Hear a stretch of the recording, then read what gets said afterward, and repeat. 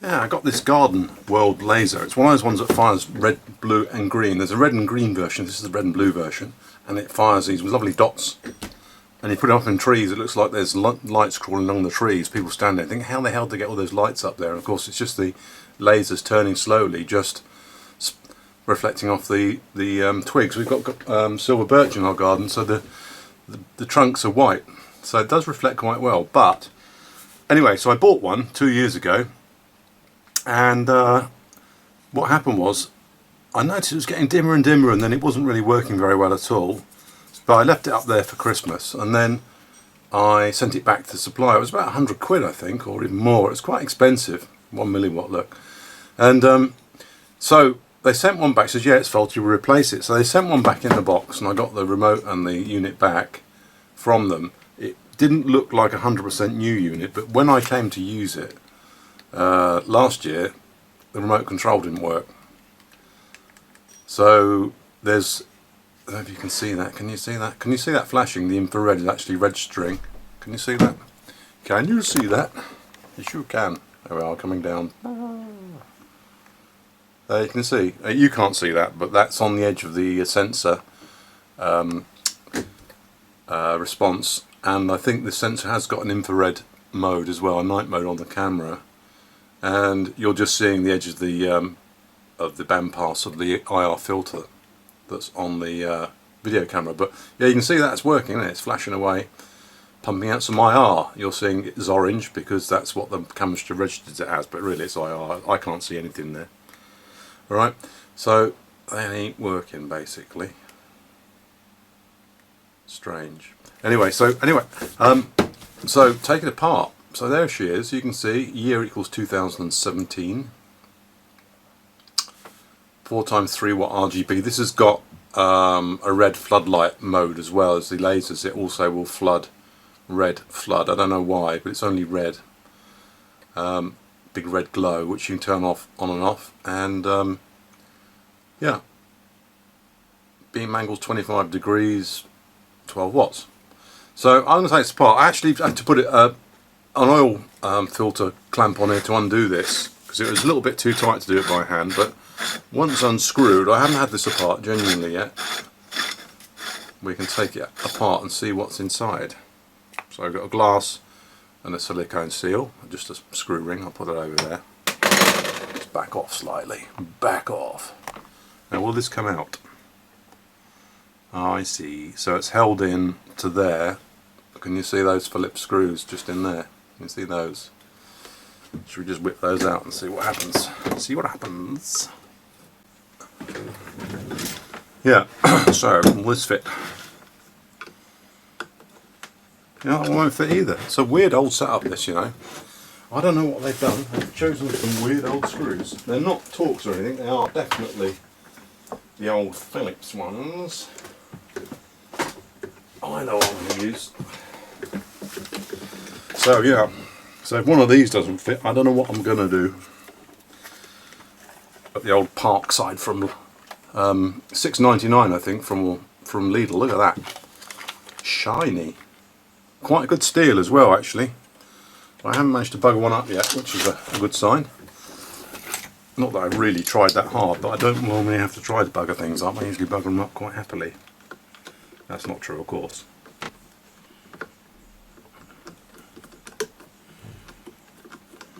Yeah, I think that's Phillips. We need, sorry, that's Posi drive, and the blue ones in this kit are Phillips. And they're not JS, they're Phillips. So let's see if that fits any better. It might do the job. Yeah, it does. It's coming out, but it's not happy. I wonder if this what the board actually plugs on and just pulls off. Do you think? Yeah, it just pulls off there. It might do, mightn't it? It might just be on like sockets or something. No, it's fixed. Got to take these screws out then. So as you can see, as you undo these screws, the thing is being shoved out the way, which is not ideal. Not ideal at all. Got a feeling these boys have got a specially modified screwdriver for this job, because this one don't bloody fit, that's for sure. But it's coming loose, boys, so don't worry, talk amongst yourselves while I struggle. I'm here to entertain you. I was going to say here to educate you, but clearly you ain't learning nothing at the moment, except how to manhandle things in an inappropriate fashion.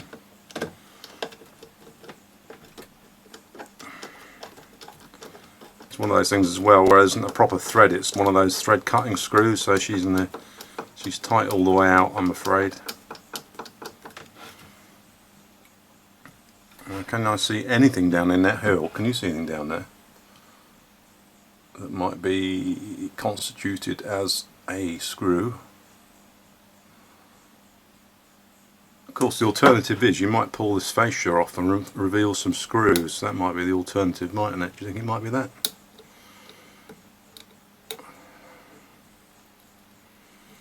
It's the sneaky bloody things they do. I can't feel anything under there like screw heads, but oh, wait a minute. Well, let's get the rest of these screws, let's coax these out the rest of the way.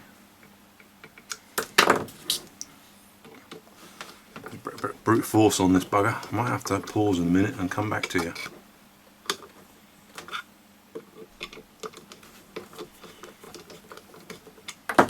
It's caught under the edge of there now. Oh, I'm not enjoying this. I like things that just come apart, boys. It's clearly not made to be serviced, is it? I'm worried about how I'm going to get the screw. Maybe when we take it apart, that's what's going to happen. Keep us cheerful and positive. When we take it apart, it'll become evident how we've incorrectly, how it's easily reassembled. So there's one screw. Put that in the pot. And is there another one? Yes, there's that one to come out too. Bored with this already, aren't you? You know when they put products together and the screws feel really gnarly, they kind of get the old power driver on the job, and it's that bloody screw is going to go in there, whatever it thinks, whatever the metal thinks, whatever the thread thinks. I'm going to put this screw in, and we're going to move on to the next one, and then we're going to have our fag breaker in the factory or whatever. The presumably made in China. Made in China.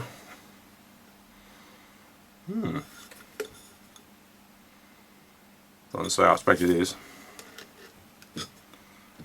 Quality product bought you from China. And there she goes now. Leave that screw in there. Alright, so there we are. So we have, what do we have? Okay, so didn't need to loosen off the power lead after all. We've got a very scrappy looking interior. It doesn't look very nicely made at all. We've got our, I'm presuming, we've got red, blue and, oh I see, look, here we've got 3 beam lasers. There's one laser goes there, fires straight through that window. The other one fires out of there onto the semi-mirrored window and then passes through this window, and then this one fires onto there. So the beam, this is basically a combiner. There's 1 beam, 2 beams, 3 beams through a semi-mirrored window. So there'll be lasers bouncing around all inside there, because these aren't 100% efficient. Only some of the lasers will be reflected out, okay. So there's your 3 lasers. And, oh look, bag of silica gel.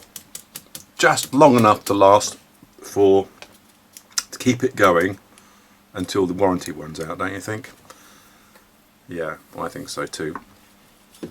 So what we've got on this board, what have we got on this board? On this front board, there's a motor that does the turning of the, presumably one of those laser splitter things, one of those dichroic sort of holographic jobby wings that do the job. Let's unplug the power, shall we? Let's just pull the power plug out of here. There we are, so we can lose that bit and have a closer look. Yeah, that's bad, isn't it? Because that will it'll keep it dry, condensation. What happens is that all these products breathe. Unless you've got 100% hermetic seal, when the sun comes out and shines on this thing, it'll expand. When the atmospheric pressure drops, gas will leak out. When the atmospheric pressure rises, gas will go back in. And as it goes in and out and breathes, if it's not entirely sealed, then you'll get condensation. So it'll get hot, breathe out, the air will leak out the moisture, and then it will suck in moisture-ridden air from the atmosphere outside on a damp day. then when the temperature drops it will condense, and that's what happens to all this gear. It all gets screwed basically, and so this is a really cynical short term. I'm going to put a big bag of silica gel in there for one of my suppliers to give it a new lease of dryness. And yeah, look, I was right, there was labels, screws underneath this label. They're under here, because you can see, or maybe they're not. Actually, those pillar posts are fixed on, but I could just take the, no I couldn't really. So these must be just the normal LEDs here, which are the floodlights rather than the laser which comes out through the middle of that hole there.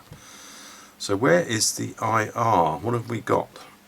We've got these labels down in here, look. You can see that. It's got B plus B minus R plus R minus G plus G minus. So none of them actually look much like an IR infrared receiver, do they? So I wonder if this thing is radio. Look at this, look at this. It's not infrared at all, is it? I wonder why that has actually got an LED on the front. I think that's a radio receiver. And look, you've got I don't know, man, I'm a designer, right? But I'm always, obviously this is just, these are the buck regulators for the laser diode supplies. Probably a constant current supply for the lasers, and there's 3 lasers, so 3 constant current supplies run by these chips and that inductor and these buck diodes, right? But look, this is going to be 433 megahertz probably, MPT 1429, possibly. What does that say on there? Can you read it? So that's the bit I'm talking about. 3 buck regulators. Oh look, there's more than 3. So there's 3 bucks here. I don't know whether these are the laser bucks, are they? Laser buck. Okay, buck. Yeah, they are. They're the laser bucks. So this must be the LED bucks. And they're kind of odd that it's just red, because there seems to be 3 as though it's supposed to be an RGB laser, RGB floodlight, but they've only elected to put the red in for some reason. Don't understand that, unless my memory's playing up. But if we swizzle around to this side, you'll see, right, so 13.5212 megahertz. So it's not 433. It's 13.52 an allowed megahertz-ish band in the UK. 13.52 megahertz, 13.52 megahertz band. We'll find out whether the CE marking is just a complete scam.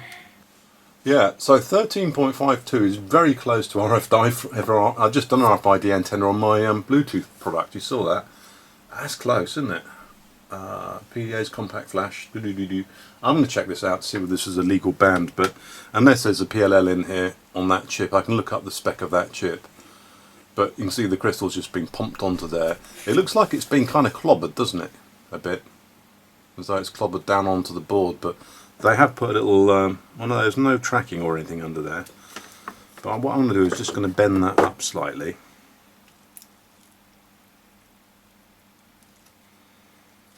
So for whatever reason it's not working. I wouldn't really want to put this antenna right next to it. Let's try standing it up. Proud, loud and proud.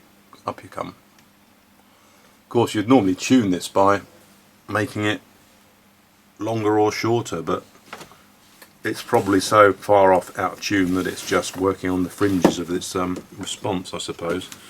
So if we plug the power in, should we give it some power? Give it some power. Turn the volts up to 240 volts, Igor. Mind your eyes. Am I going to get blinded, do you think? Am I going to get blinded? Let's turn her up. So we'll go off the zoom. Presume there's a micro in here. Yeah, there is. Look, there's not a micro down there as well. The controller. Right, plug her into the Variac and give her some beans. I'm going to cover my eyes. Oh, you can't see it now, but my office is full of lasers. Fire my lasers. I'll hold it up so you can see. Yeah, what do you think of that? So we've got 4 red. They are red spots, aren't and then we've got lasers twinkling all over my ceiling, going at high speed. They're a bit too fast actually when you first turn it on. It could be doing with being a bit slower and the fade working. But we've got three ones. So three, we've got the blue laser, the green laser, and there's the red one down there. Alright, they're all in the heat sinks. They all seem to be fairly fixed. So the question is, why is the remote not working? That's what we're in here for, boys. As well as just seeing what's inside a laser thing. I'm not entirely happy about this, because I can see bits bouncing off my glasses. I read a thing about a laser show inside a marquee in Moscow. And when everyone got home, they had blind spots because the lasers were supposed to be outdoor lasers, and they were firing around inside this marquee with the band playing, literally frying the back of people's retinas as they went. Yeah, so still no response from the radio, is there? So either this is not right, that's not right. Does this say what this is? Oh, look. So it is 4 point. You see the remote? Can you see that? Can you see that? Let's go down and give you a fire my lasers. There we are. Yeah, so this is 433.92 normal waveband, and you normally ship them out like with 10 different. I think there's 10 channels or 20 channels, 10 kilohertz apart, and you're allowed to go up to 500 milliwatts from memory. And there's 10 bands, and you don't need a license. It's you don't even tell anybody. They're not registered with what used to be the Radio Communications Office, which is now screwed completely by the Home Office, or is it Department of Trade and Industry? I don't know. Anyway, whatever they decided to do to save a bit of money and just didn't really screw things up. Yeah, so this one's going at 433.92. I wonder if this one is set to 433.92. So the next thing to do, because this could have got mixed up with that, because these won't all be the same channel, I doubt. The rules are that you're supposed to ship a number of different channels, so the likelihood of two people interfering with each other is less. So I'm going to look at that chip. Right, I had a bit of poke about, and there's 4 connections on this little transceiver unit, or even probably just a receiver actually. There's 5 volts, ground, and then 2 data pins. Presumably it's an SPI data interface. So if we just quickly turn her off, I'll just solder some wires on and I'll come back. Okay, so I've worked out the ground leads for this, or RF module. And there's 2 data lines, and I put the scope on both data lines, and you can see the scope up there is showing what's on those data lines. And to me, if I just put normal on here, or a single shot, slow it down slightly, and then go single, you can see those 2 data lines are just the same. They're just echoing out the same thing. I don't know why you'd have 2 data lines with the same sense unless it's differential data, but I don't think so. So if I just hold a button down and press single again, you can see it goes into a different state, and in fact that looks like serial data, doesn't it? But yeah, it's not SPI bus, it's not I2C bus, because the data's all the same.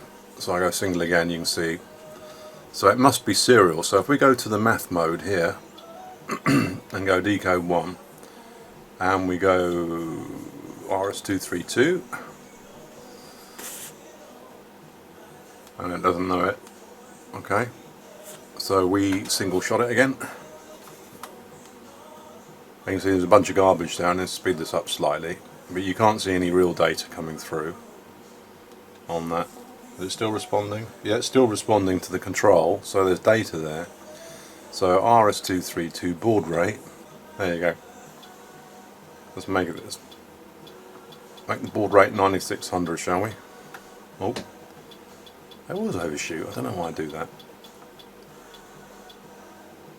Right, so we've got channel 1 and channel 2 connected down here to the scope probes. You can see them via to the module. And yeah, no data. Let's hold the button down. We're getting some nulls. hold the button down a bit longer. So it looks to me, so we just turn one channel off because that's just confusing the matter now. So let's just decode channel 1 on its own, turn the speed down, nothing at all, okay. But that is serial data, it looks like to me. So if we go into the math mode again, and we go decode 1, and we go RS232, let's try a different baud rate. I always do my stuff at 38K baud, I don't know why. Looks like the scope is locked up now, boys.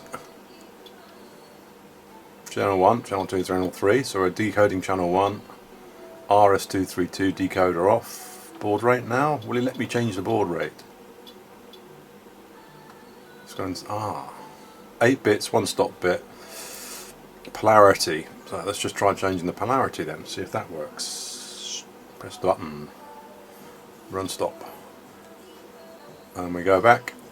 We've got to turn the decode off, so how do we get back into the real menu? ASCII, right, return, decode 1, decode on. Still nothing, nothing at all.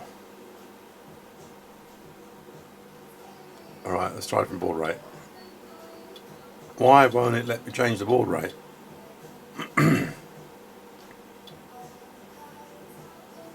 ASCII, yeah, it's a bit tiresome, isn't it? Decode options, okay, decode 1.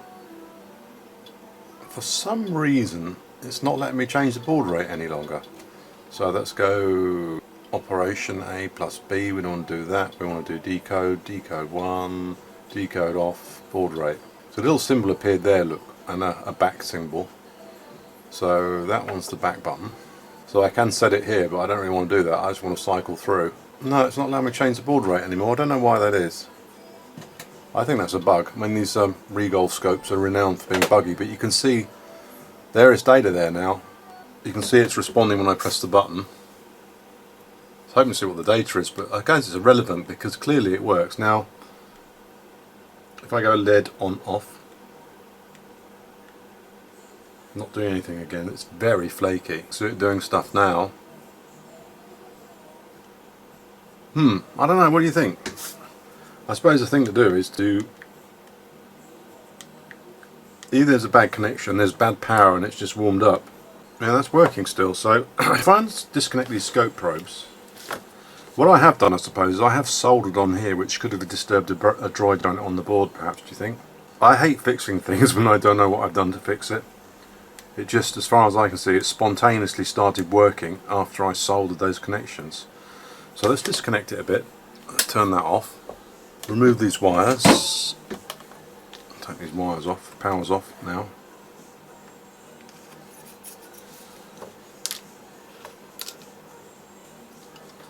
I suppose I ought to get the magnifier out, didn't I, on the stereo microscope and have a look at these pins on this micro to see that they're all soldered properly, because clearly there is a bad connection or something else going on here. So the other thing we just had disconnected, wasn't it, was a ground wire to the 0-volt rail.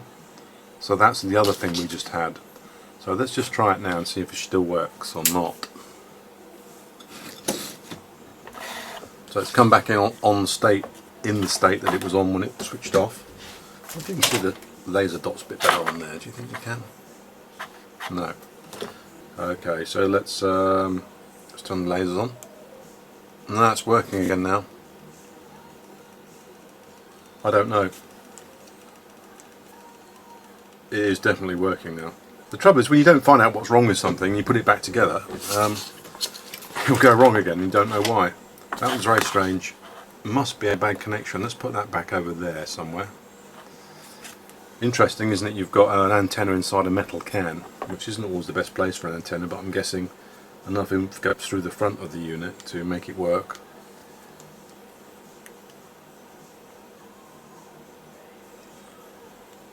Yeah, well, she's a worker now, boys.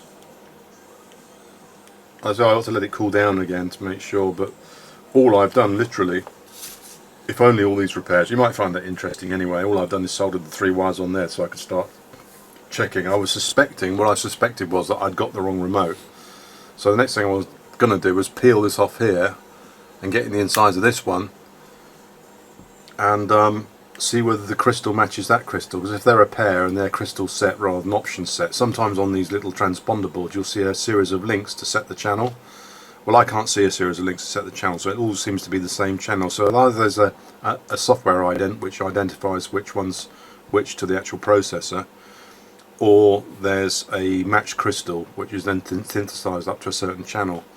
But it's usually in the chip. But it's I can't find this chip anywhere. I can't find the chip.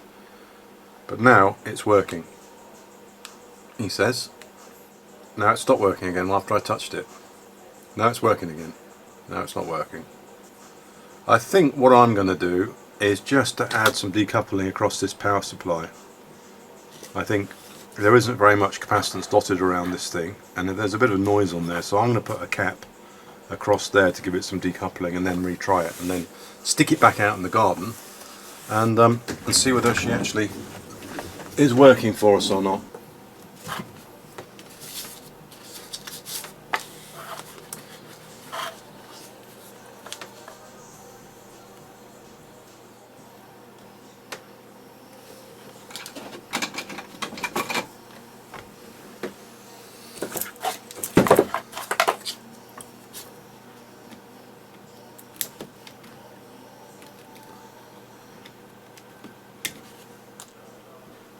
Okay, well, sitrep it's working, and it's working reliably now. It's not flaky at all, and all I've done is put a 100 microfarad capacitor across the power to the RF receiver chip. I'm not convinced that was the issue. I had a good look over it with the magnifying glass and the stereo microscope, and I can't see any issues. The solder seems to be, the antenna seems to be soldered on adequately well. So she's working. I'm going to put it back together and stick it back outside and see whether it carries on to work or not.